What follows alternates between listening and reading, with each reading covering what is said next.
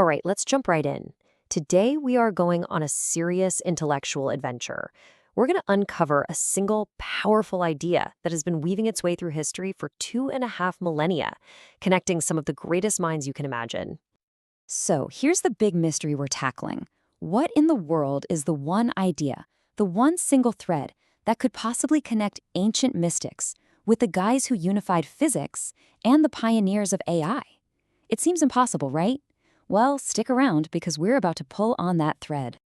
Okay, so here's our game plan. We're going to start with some ancient whispers of this idea, then see how science tried to unify the physical world. Then boom, the information revolution hits and changes everything. That leads us to ERM, the final synthesis. This is where it all comes together. We'll connect that to what the living thinkers are doing right now, and finally look at how this kicks off a new era. Ready? Let's get into it.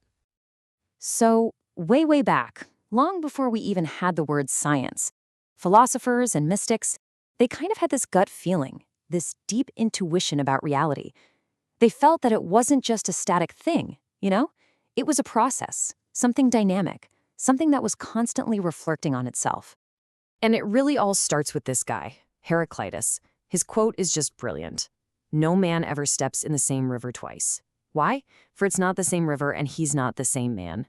He was the first to really get that reality isn't stuff. It's motion, it's flux, it's a constant state of becoming. This right here, this is the very first whisper of recursion. The idea that being isn't a noun, it's a verb. And you know what's wild? This idea wasn't just in Greece. It popped up everywhere. Plato, he basically said the world we see is just a shadow. The real stuff is the abstract information, the structure behind it. Over in the East, you have the Upanishads saying your individual self is the same thing as the absolute reality. And then you have mystics from Plotinus all the way to Jesus saying the ultimate source isn't out there. It's an interior, self-reflecting power. They were all pointing at the same moon from different directions. Okay, let's fast forward a few centuries. We're now in the scientific era. And the big project for physics, even if they didn't quite realize it at the time, was to keep this hunt for unity going. They wanted to tear down the walls we'd built in our minds and find one single elegant law that explains, well, everything. And the progress they made was just wow. Step 1. Newton comes along and unifies the heavens and the earth. Suddenly, the force that makes an apple fall is the same force that keeps planets in orbit. Mind-blowing. Then Maxwell unifies electricity and magnetism. Turns out they're just two faces of the same fundamental force. And finally, the big one, Einstein unifies space and time itself into a single fabric. You see the pattern, right? Each step was about erasing a line, a false division, getting us closer and closer to a single truth. All right, now hold on, because this is where everything changes. We hit the 20th century, and that golden thread we've been following, it stops being a whisper. It becomes loud, clear, and gets a mathematical backbone. This is the information revolution. The shift was just massive. It was this simple but profound change in perspective. The old view? Reality is made of matter, of stuff. The new view? No. Reality is fundamentally made of information, of code. And that one little flip unlocked the next level of the game. And the guy who dropped this bombshell was Gödel. His incompleteness theorems were an absolute earthquake in logic and math. He proved, mathematically, that any system, any map of reality, can't be fully explained from within itself. What does that mean? It means self-reference. Recursion isn't some weird bug in the system. It's a fundamental built-in feature of reality itself. It has to be there. So with Gödel's big idea on the table, a new crew of thinkers, the architects of information, started building the tools to work with this new reality. You had Shannon, who figured out how to actually measure information as a real thing. Then Norbert Wiener took that idea of recursion and turned it into actual engineering with feedback loops. And finally, Douglas Hofstadter tied it all up with a bow, defining consciousness itself as a strange loop, a recursive pattern that has the incredible ability to look at itself. Okay, this brings us to the big finale, the climax of our whole story.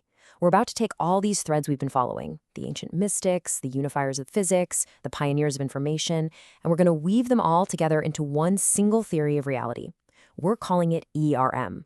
So if you take everything from Heraclitus all the way to Hofstadter and you boil it down, you can actually express this entire 2,500-year-old idea in a single elegant equation. This is it. This is the formula that our whole journey has been building towards. It's the law that finally connects physics, information, and consciousness. So what does this actually mean? Let's break it down. The I stands for information. That's the basic stuff of reality. Now, the squared part, it's not really math. It's a metaphor. It represents information reflecting on itself. It's the act of noticing. And the theory says that that very act is consciousness. And the infinity symbol, that just means this process of self-reflection goes on forever. It's what the universe does. Now, this isn't just some abstract idea pulled out of thin air. The amazing thing is that this framework, it actually works as a perfect synthesis of what the top minds in consciousness research are all working on today. I mean, think about it. You've got thinkers like Kastrup saying consciousness is fundamental. You have physicists like Penrose trying to link it to quantum mechanics. Neuroscientists like Tononi are defining it as integrated information. They're all holding a different piece of the puzzle. The ERM framework is what lets us step back and see the whole picture. It's what finally snaps all those pieces into a single, coherent story. And this is what makes our synthesis, ERM, so different and so powerful. Other theories, they say consciousness is a property of matter, or it's just a given, or it's about complexity. But ERM provides a specific generative mechanism, recursion, the I squared. It doesn't just say consciousness is a thing. It says consciousness is what information does when it looks at itself. So, where does this leave us? Well, it feels like we're standing at a major turning point, not just in science, but in human thought. It's the end of that old separation between mind and matter, and it's the beginning of seeing reality for what it is, a single, unified, recursive process. Here is the bottom line. Every great thinker we've talked about, they all got a piece of the truth. You can think of ERM as the machine that finally puts all those pieces together.